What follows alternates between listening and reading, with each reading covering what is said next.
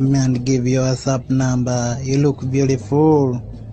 Oh my God, if I get a girl like you, I can never go to such another girl. I just stay with you because you are beautiful. You are beautiful. You are too beautiful. Wonderboy UG YouTube channel ekutusaka mawulire agabira gakagwawo mu kitundu kyo nabwe kitogano gakagwawo mbadde sobola kugumikiriza butagakola linked audio obaka audio akasasanye ako mukulu ba presenter Douglas Lwanga omusajja atakula akavude ne kabutikira emitimbagano ejenjawulo era nga kalaga Douglas Lwanga yasaba omuwala omukwano omuwala ono bamuyita Edgy Baby Edgy Baby yavuddeyo kubigambibwa nti akatambi kano ye yakatadde era nakakasiza ddala nti nze yatadde akatambi ako mwana mwala ono akoze posti ngegamba life is hard. I remember the day I messaged Douglas Lwanga on these streets in the first phase of lockdown asking him if he knew anyone that needed a worker. I told him I could do anything and nigga asked me to send him my nudes. I was so frustrated. I just didn't read the chats. Mucho omwala ono yasanga mu lockdown yasooka owa omwaka oguwedde nasisinkana omukulu Douglas Lwanga. Oluvannyuma lw'okusisinkana Douglas Lwanga anamugamba oba ayinayo omuntu yenna eyeetaaga omukozi era nti ono omuwala Edgy Baby are ready okukola kyonna ekyetaagisa okubanga afuna akalimu.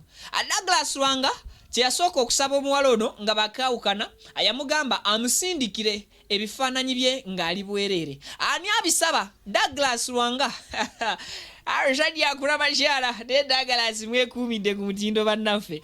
So Edgy Baby avuddeyo n'abeera nga ategeeza nti kituufu yenze eyatadde akatambi ako era akatambi kano gwe Queen ne King ya subscribing edda wano ku Wonderboy UG ne Vika exclusive YouTube channel ziri bbiri zikutuusa akagaba gakagwa mu buli kanyomero k'eggwanga Uganda agaba gakagwawo nakakano gakakasiddwa era ffe tugafiltalinze tusobodde okukola analysis era ebyo bye tusobodde okujjamu. Douglas Lwanga tannaba kuvaayo kubaako kyayogera kubanga yeegaana akatambi kano akamalobozi okosako n'omukyalo ono okumuddamu ate tumanyi obanga ono omukyala anoonya popularity ne okusinziira ku katambi eddoboozi lilaga era for sure liwulikikanga lya Douglas Lwanga. Twaligambye nti oba omukyala anoonya popularity wabula ekibuuzo kiri nti abakusinkana mu mwaka oguwedde mu lockdown yasooka ne bakusaba ebifaananyi ebyo wabula wano otugambye nti ebifaananyi you cleared your chat zo wazi clearing era noziyiwa ng'omukulu akusabye ebifaananyi byo totubuulidde ddala kituufu ebifaananyi wabiwaayo kubanga you cleared the chat after giving him or after sending him your nude pinks oba wa clearinga chattinga lwa bigambo byakugambye nti wamanya bannamawulire balisobola obikusaba ye abo oba wamanya madamu Edgy Baby wamanya otya nti kati eno yeribeera time ennungi nga career ya Douglas Lwanga stabilizinze talina kibi kimwogerwako omusajja wa Purple Party olyokoveyo ogambe nti career ye kotandikire wano girinnyamu eggere. Of course tukimanyi anti mu music industry wano oba entertainment industry erimu ze bayita stunt.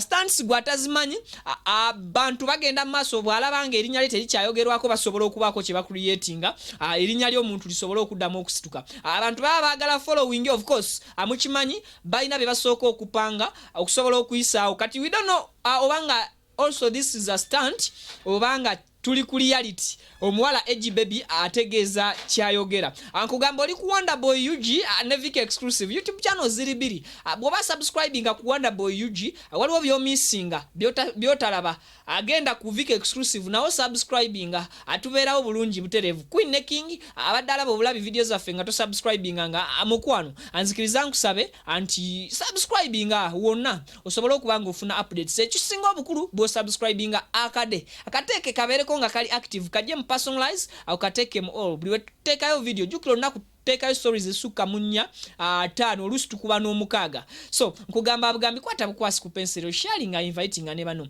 Virginius the songwriter outside Genius Productions your handsome guy I sign out to Neagade this festival season.